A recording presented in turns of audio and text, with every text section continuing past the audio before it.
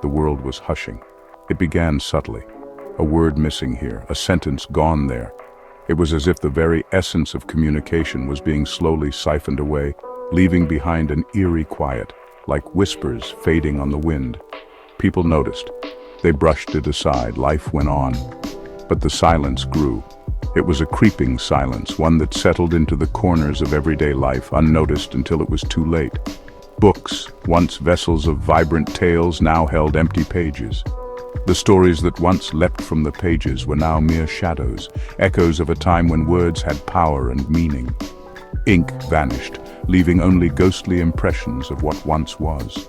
The pages, now blank, seemed to mourn the loss of their purpose, their reason for being. Libraries, once bustling with the life of stories, became tombs of forgotten whispers. The silence was palpable, a heavy presence that filled the air and weighed down the soul. The world was losing its words, and with them, its memories. The collective knowledge of generations was slipping away like sand through fingers, and with them, its memories. The stories that defined us, that connected us to our past, were fading.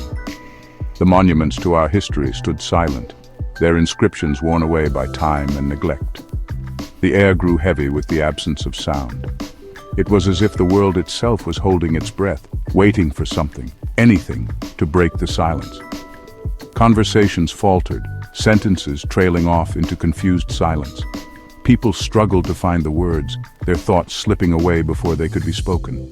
The world was slowly becoming a blank page, a void where stories once lived. The past was fading, the present was muted, and the future, a void where stories once lived. The past was fading, the present was muted, and the future was a terrifying whisper on the edge of oblivion. A world without words, without stories, is a world without soul. The future was a terrifying whisper on the edge of oblivion. A world without words, without stories, is a world without soul. The silence was not just the absence of sound, but the absence of life itself. Elara, a young woman with eyes as bright as the stories she guarded, had always felt a deep connection to the past.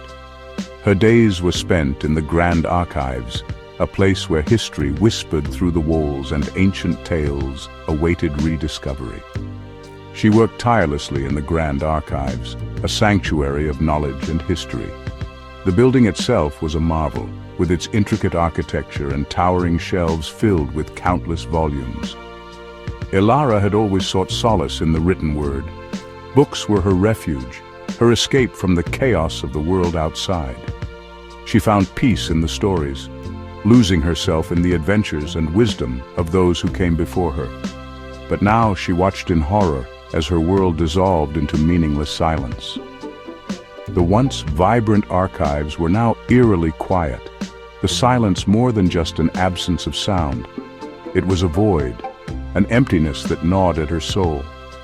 The silence was more than just an absence of sound.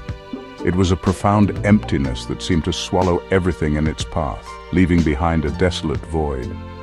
Elara felt it deeply, a gnawing sensation that threatened to consume her. It was an emptiness that gnawed at her soul, a constant reminder of the fragility of the world she cherished. She wandered through the archives, her heart heavy with the weight of lost stories and forgotten voices.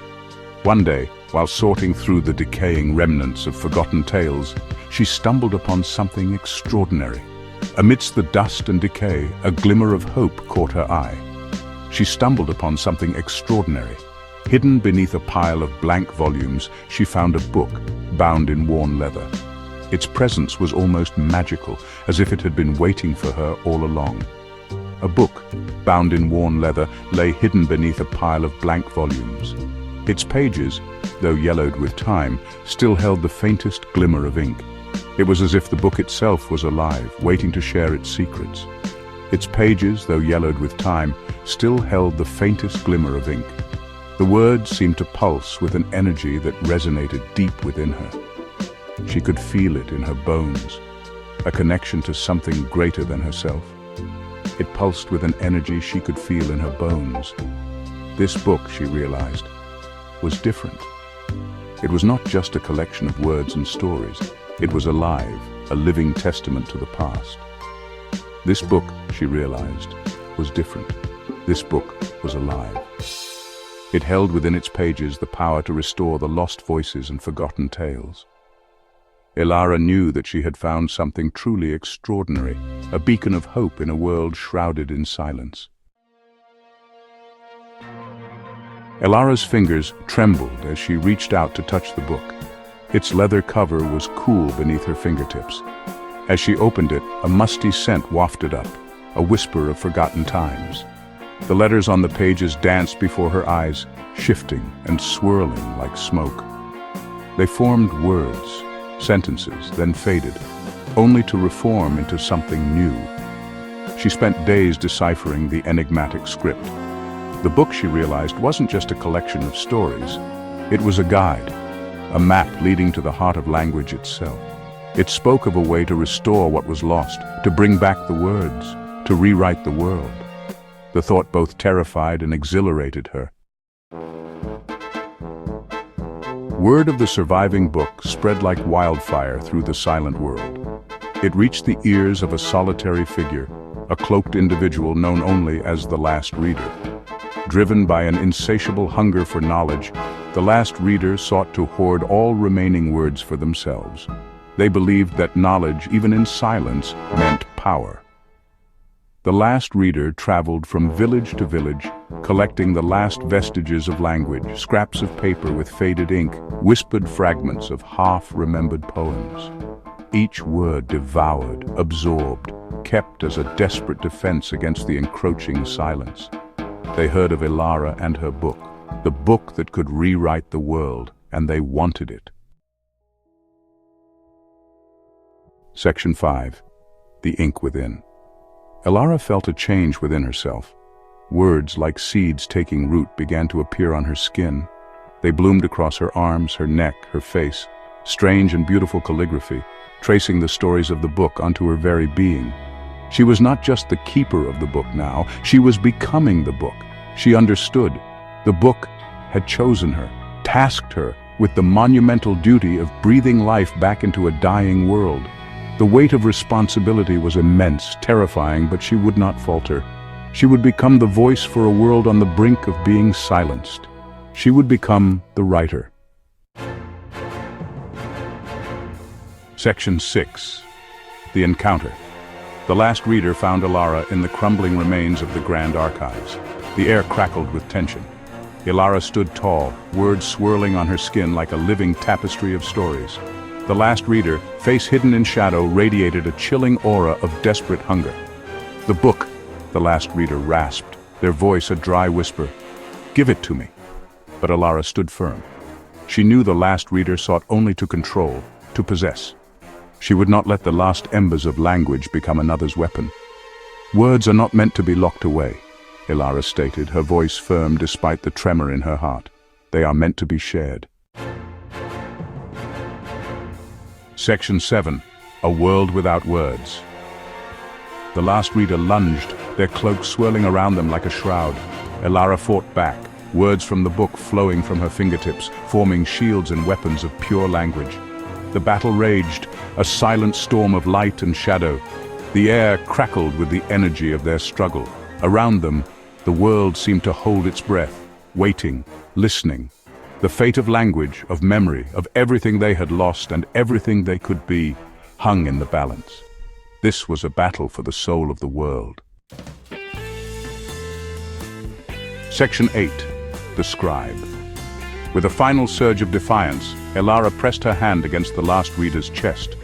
Words poured forth not of aggression but of empathy. She showed the Last Reader the desolation of a world without words, the loneliness, the despair, the crushing weight of forgotten memories. The Last Reader stumbled back, their hood falling away to reveal eyes wide with dawning understanding. They looked down at their hands, now faintly shimmering with the echoes of words. The hunger in their eyes subsided, replaced by a flicker of fragile hope. Section 9. Echoes of Words. Elara, weary but resolute, continued her journey. Each step she took was heavy with the weight of countless untold stories, yet she pressed on. The road ahead was long and winding, but her determination was unwavering. She knew that her mission was far from over, and the silence of the world only fueled her resolve. She walked across a hushed world, leaving a trail of words in her wake. Each footprint she left behind was a testament to her journey, a silent echo of the stories she carried within her. The landscape around her was desolate, but her presence brought a flicker of life, a whisper of hope. Words that bloomed on barren earth, on the faces of the people she met. These words were not just mere letters strung together. They were seeds of change, capable of transforming the most desolate of places. As she spoke, the barren land began to show signs of life, and the faces of the people she encountered lit up with newfound hope. Whispered stories carried on the wind, planting seeds of language in the silence. These whispers were like gentle breezes, spreading the seeds of language far and wide. They reached the ears of those who had forgotten the sound of words, rekindling memories and sparking conversations that had long been silenced. The world was slowly waking from its forced slumber. The silence that had once enveloped everything was gradually being replaced by the soft murmur of voices. The landscape, once still and lifeless, began to stir with activity. People were waking up, not just from sleep, but from a long period of silence and isolation. Words were returning, hesitant at first, like fragile saplings pushing through the cracks of a long drought. These words were tentative, unsure of their place in the world that had forgotten them, but with each passing moment they grew bolder, finding their strength and purpose once more. But with each passing day they grew stronger, echoing through the streets and whispering in the hearts of the people. The once quiet streets began to buzz with activity, filled with the sounds of conversations and laughter. The market, once deserted, was now vibrant with life as people reconnected and shared their stories. The fight was far from over, but Elara, the scribe, the keeper of words, continued to write their story. She documented every step of her journey, every word that was spoken, ensuring that the legacy of language would never be forgotten. Her journal became a testament to the resilience of the human spirit and the enduring power of words, a story of resilience, of hope, and the enduring power of language. It was a story that would be told for generations to come, a reminder that even in the darkest of times, words have the power to heal, to connect, and to bring about change. The echoes of words would continue to resonate, carrying forward the legacy of those who dared to speak.